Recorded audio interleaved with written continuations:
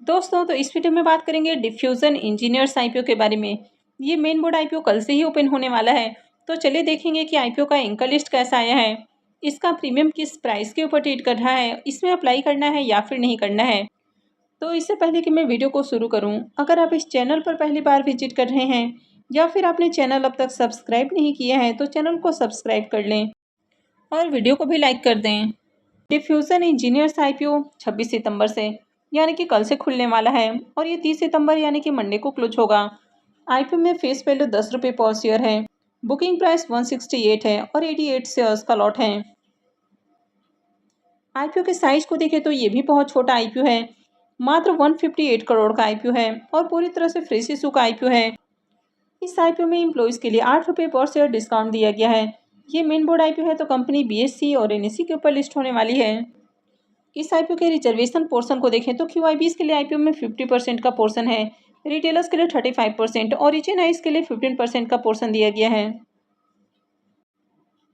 अब ये आईपीओ कल से ओपन होने वाला है, लेकिन कोई भी आईपीओ एक दिन पहले ही एंकर इन्वेस्टर्स के लिए ओपन हो जाता है। तो आज इसमें एंकर इन्वेस्टर्स की ओर से बिडिंग आई है। तो चलिए देख लेते हैं कि आईपीओ का एंकर लिस्ट कैसा आया है। तो डिफ्यूजन इंजीनियर्स आईपीओ की अगर एंकर लिस्ट की बात करें तो आईपीओ के एंकर लिस्ट में ज़्यादा नाम देखने को नहीं मिला है, मात्र यहाँ पर 5 ही एंकर इन्वेस्टर्स आए हैं। तो इसमें भी ज़्यादातर ऐसे इन्वेस्टर्स देखने को मिले हैं जो कि ये सेमी आईपीओ में पैसे लगाते हैं। लेकिन यहाँ पर कुछ म्यूचुअल फंड्स भी आए हैं, जैसे कि एचडीएफसी भी आपको देखने को मिल रहा है।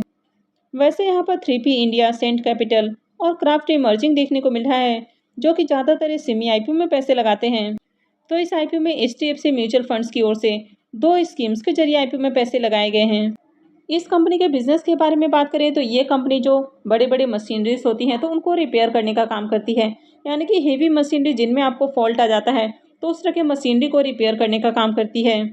तो ये कंपनी मशीन्स की रिपेयरिंग के साथ ही रिकंडीशनिंग भी करती है, यानी कि उनके सरफेस जो खराब हो जाते हैं, यानी कि उसमें किसी तरह का जंग वगैरह लग जाता है तो उनकी रिकंडीशनिंग करने का भी काम करती है। इसके अलावा company wear protection powder, welding और कटिंग मशीन्स की भी ट्रेडिंग करती है। अब जो बड़े बड़े हेवी मशीनरी कई सारे इंडस्ट्रीज के अंदर यूज किए जाते हैं, तो अगर उनमें किसी भी तरह का फॉल्ट आता है तो बार बार नई मशीनरी नहीं खरीदना होता है, बल्कि उनको रिपेयर करवाना होता है। तो ये जो कंपनी है बेसिकली रिपेयरिंग से रिलेटेड ही काम करती है।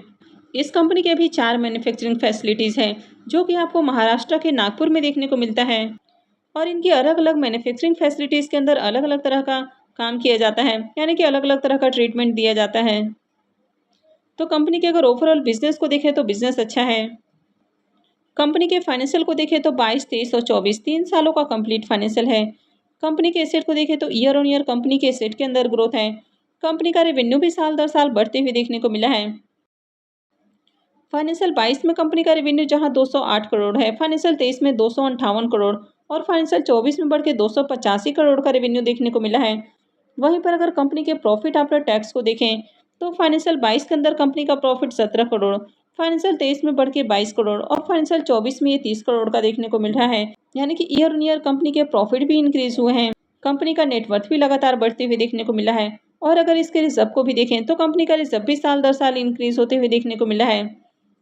कंपनी के कर्ज को देखें तो कंपनी के बोरोइंग्स पहले के मुकाबले कम हुए हैं और अभी कंपनी के ऊपर 34 करोड़ का कर्ज देखने को मिल रहा है। तो कंपनी के ऊपर ज़्यादा कर्ज नहीं है, क्योंकि कंपनी के पास दिखे तो काफ़ी अच्छा रिजर्व है और कंपनी बढ़िया प्रॉफिट भी बना रही है। तो कंपनी कभी भी अपने डेट को खत्म कर सकती है।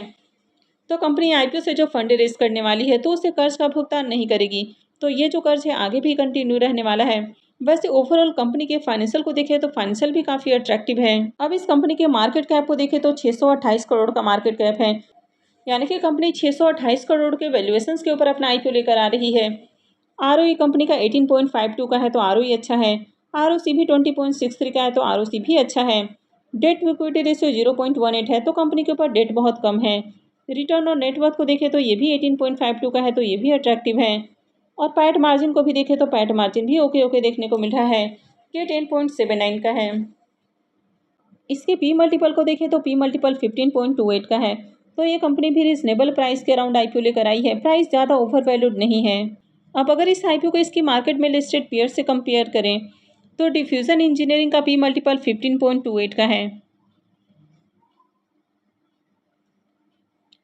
जबकि एटर वेल्डिंग का पी मल्टीपल 29.01 का और ये इंजीनियरिंग का पी मल्टीपल 35.88 का है। यानी कि मार्केट में इसकी जो दोनों लिस्टेड कंपटीटर हैं तो उनसे इसका पी मल्टीपल कम देखने को मिल रहा है। यानी कि कंपनी रीजनेबल प्राइस के अराउंड आईपीओ लेकर आई है।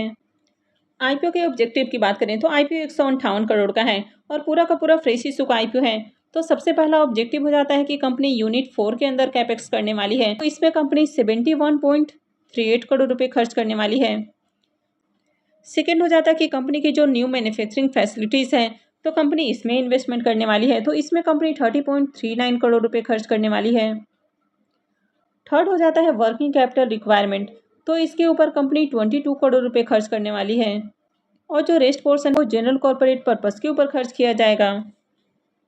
आईपीओ के लॉट साइज की बात करें तो आईपीओ में 88 शेयर्स का एक लॉट है और एक लॉट के ऊपर इन्वेस्टमेंट अमाउंट 14,784 रुपये रहने वाला है। तो इस आईपीओ में अगर आप रिटेल पोर्शन में अप्लाई करते हैं तो मिनिमम एक लॉट और मैक्सिमम आप 13 लॉट लगा सकते हैं। इस कंपनी में प्रमोटर्स की होल्डिंग को देखें तो प्रमोटर्स की होल्डिंग अभी 93.10% है और आईपीओ लिस्ट होने के बाद प्रमोटर्स की होल्डिंग कम हो जाएगी। अब इस आईपीओ के टाइम टेबल की बात करें तो आईपीओ 26 सितंबर से यानी कि कल से ही ओपन होने वाला है और ये 30 सितंबर यानी कि मंडे को क्लोज होगा। आईपीओ का अलॉटमेंट डेट 1 अक्टूबर है, रिफंड डेट 3 अक्टूबर है, क्रेडिट डेट भी 3 अक्टूबर है और आईपीओ की लिस्टिंग 4 अक्टूबर को होने वाली है। तो चलिए अब इसके प्रीमियम को भी देख लेते हैं कि प्रीमियम किस प्राइस के अराउंड ट्रेड कर रहा है और इस आईपीओ से कितना प्रॉफिट हो सकता है। इस आईपीओ के प्रीमियम को भी देखें तो इसके प्रीमियम के अंदर भी कंटिन्यू तेजी देखने को मिल रही है। तो इसका प्रीमियम जहां 50 रुपये के ऊपर ओपन हुआ उसके बाद ये 77 रुपये के ऊपर देखने को मिल रहा था और अभी ये 80 रुपये के ऊपर जा पहुंचा है। तो प्रीमियम के अंदर लगातार तेजी देखने को मिल रही है।